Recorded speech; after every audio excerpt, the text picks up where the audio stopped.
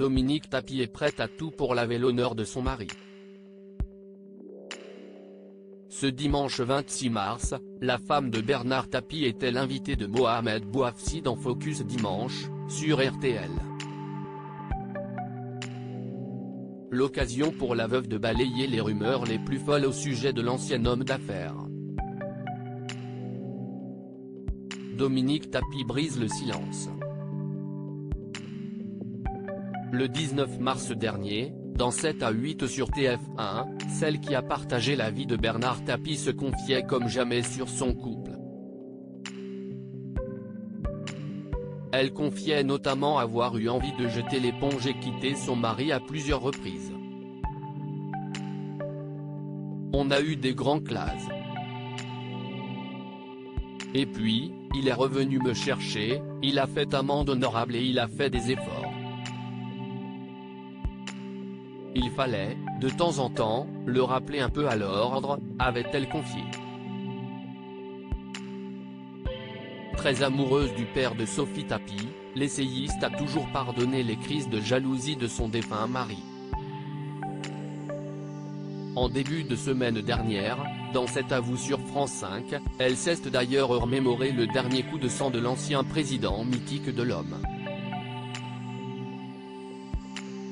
Il a fait une scène au médecin une semaine avant de partir, faisait-elle savoir.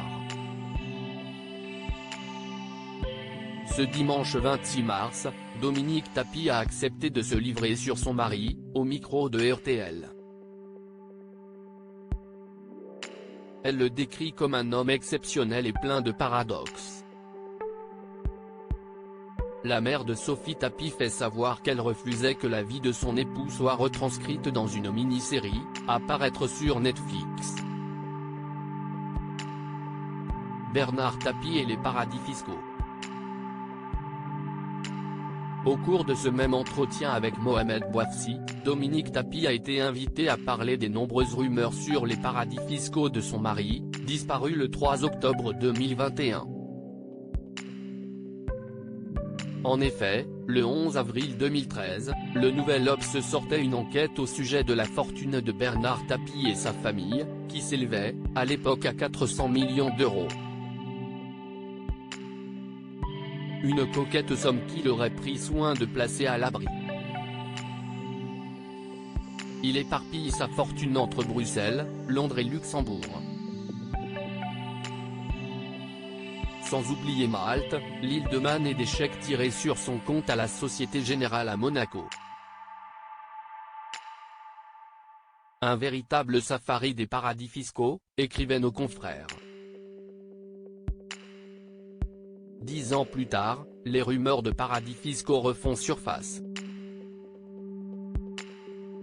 Certaines rumeurs disent encore que Bernard Tapie aurait mis de l'argent dans un paradis fiscal. Lui a demandé le chroniqueur d'Anne-Elisabeth Lemoine. À cela, la romancière répond catégoriquement par la négative. Ah bah non. Non. Jamais. Jamais. Bernard n'était pas du tout du genre à prévoir. C'était un impulsif. D'ailleurs, avec toutes les investigations qui ont été faites, mais dans le monde entier, il n'y a rien. Ils n'ont jamais rien trouvé, a-t-elle répondu avec fermeté. Circuler, il n'y a rien à voir.